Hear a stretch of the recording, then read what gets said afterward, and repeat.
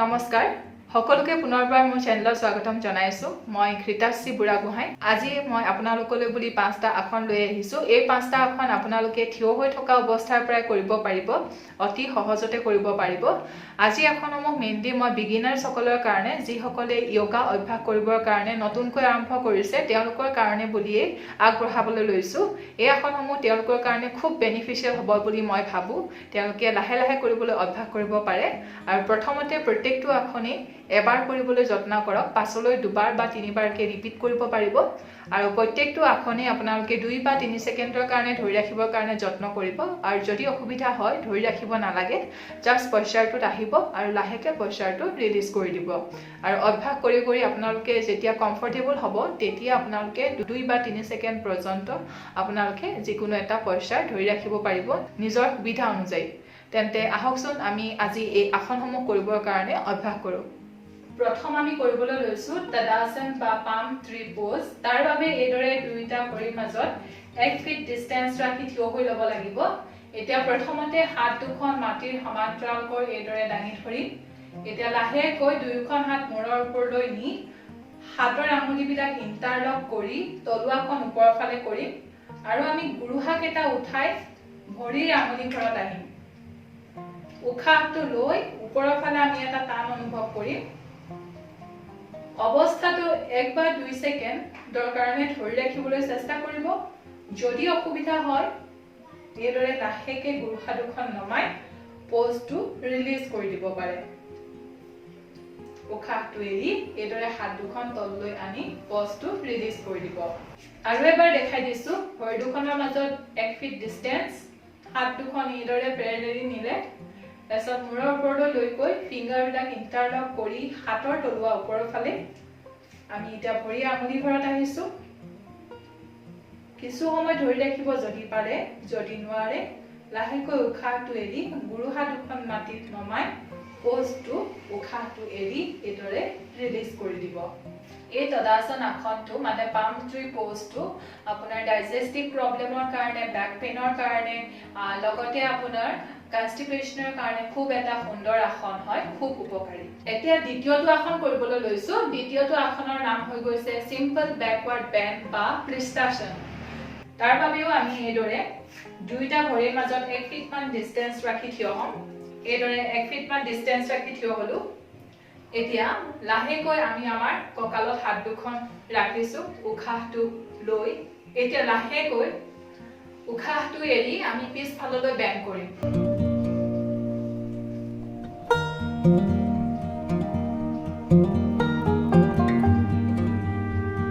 লাহেকৈ ঘূৰি আহিলো আগৰ অৱস্থাত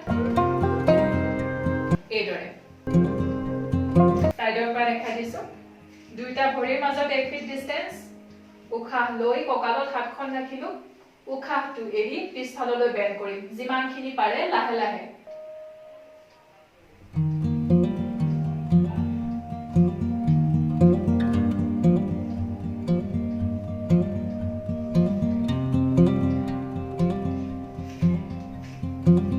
এদৰে কৰিব এই আসনটো আমাৰ ব্যাক পেইনৰ কাৰণে ভাল আৰু ভৰিত যদি বিষ অনুভৱ কৰে ভৰিৰ বিষৰ কাৰণে আঁঠুৰ বিষৰ কাৰণেও এই আসনটো খুব সুন্দৰ হয়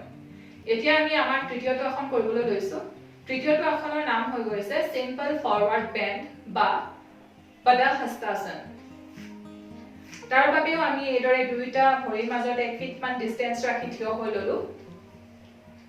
এতিয়া লাহেকৈ উখাহটো লৈ দুইখন হাত শৰীৰৰ সন্মুখেৰে এদৰে দাঙি ধৰিম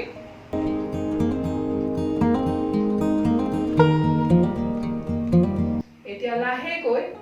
উখাহটো এৰি আমি কঁকালৰ পৰা সন্মুখলৈ হাওলিবলৈ যত্ন কৰিম কঁকালৰ পৰা লাহেকৈ দৃষ্টিটো আমাৰ আঁঠুৰ ফালে থাকিব আৰু আমি আমাৰ ভৰিৰ আঙুলিকেইটা টাচ কৰিব চেষ্টা কৰিম যদি পাৰে মূৰটো আপোনালোকে আঁঠুত লগাব পাৰে কিন্তু যেহেতু বিগিনাৰ্ছৰ বাবে হয় এদৰে থাকিলেই হ'ব লাহেকৈ উখাহটো লৈ ওপৰলৈ হাত দুখন লৈ গলো আৰু এবাৰ ৰিপিট কৰিম উখাহটো এৰিম কঁকালৰ পৰা সন্মুখলৈ বেণ্ড কৰি দিম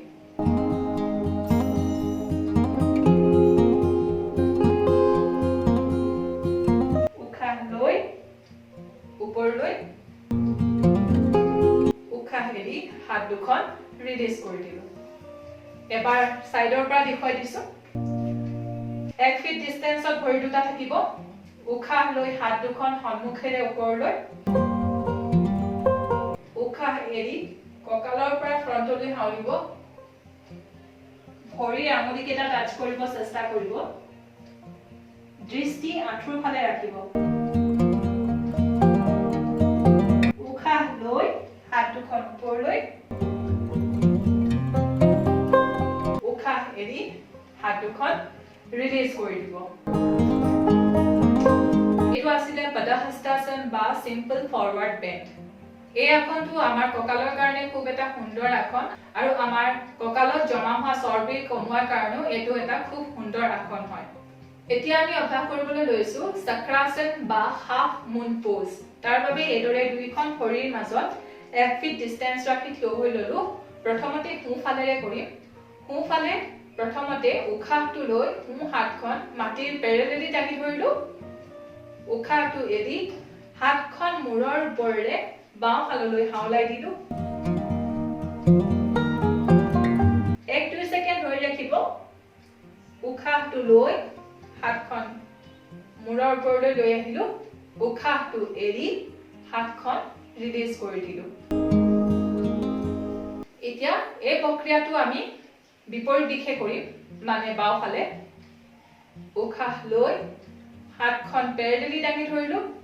উশাহ এৰি সোঁ ফাললৈ হাতখন হাওলাই দিলো কিছু সময় ধৰি ৰাখিম যদি পাৰে ধৰি ৰাখিব নোৱাৰিলে ইমিডিয়েট আপুনি উশাহটো লৈ হাতখন সিধা কৰি দিব উশাহটো এৰি হাতখন তললৈ লৈ আহি আসনটো ৰিলিজ কৰি দিব এই হাফ মুন পোজ বা চক্ৰাসনৰ জৰিয়তে আমি আমাৰ কঁকালত সাইডত জমা হোৱা চৰ্বিবিলাক কমাব পাৰি খুবেই ভাল এটা আসন আপোনালোকে অভ্যাস কৰিব পাৰে এতিয়া আমি আমাৰ 5 নম্বৰৰ মানে লাষ্ট আসনটো কৰিবলৈ চেষ্টা কৰিছো এই আসনটোৰ নাম হৈ গৈছে বৃক্ষাসন বৃক্ষাসন কৰিবৰ কাৰণে এইদৰে থিয় হৈ থকা অৱস্থাৰ পৰা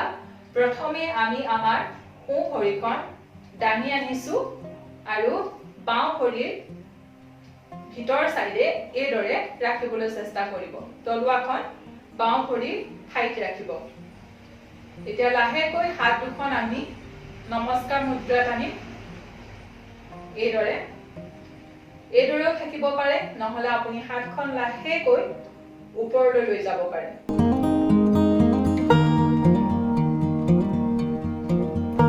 এই আসনটোৰ যোগেদি আপোনালোকে আপোনালোকৰ কনসেন্ট্ৰেশন পাৱাৰটো বঢ়াব পাৰিব ফিজিক্যালি ফিট থাকাৰ বাবে এইটো এটা সুন্দৰ আসন কিছু সময় ধৰি ৰাখিব নোৱাৰিলে লাহেকৈ এইদৰে হাত দুখন ৰিলিজ কৰি দিব এইদৰে এতিয়া বিপৰীত দিশে কৰি দেখাইছো একে ধৰণে ভৰিখন প্ৰথমতে সোঁ ভৰিত এইদৰে লগাই লম বাওঁ ভৰিখন হাত দুখন নমস্কাৰ মুদ্ৰাত আনিম এইদৰেও ধৰি ৰাখিব পাৰে যদি পাৰে এইদৰে ওপৰলৈ কৰি দিব নমস্কাৰটো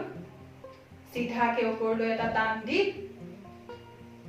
1-2 সেকেন্ড ধৰি ৰাখিব চেষ্টা কৰিব প্ৰথমতে পিছলৈ অভ্যাস কৰি কৰি সময়টো বঢ়াই যাব পাৰিব লাহেকৈ ৰিলিজ কৰি দিম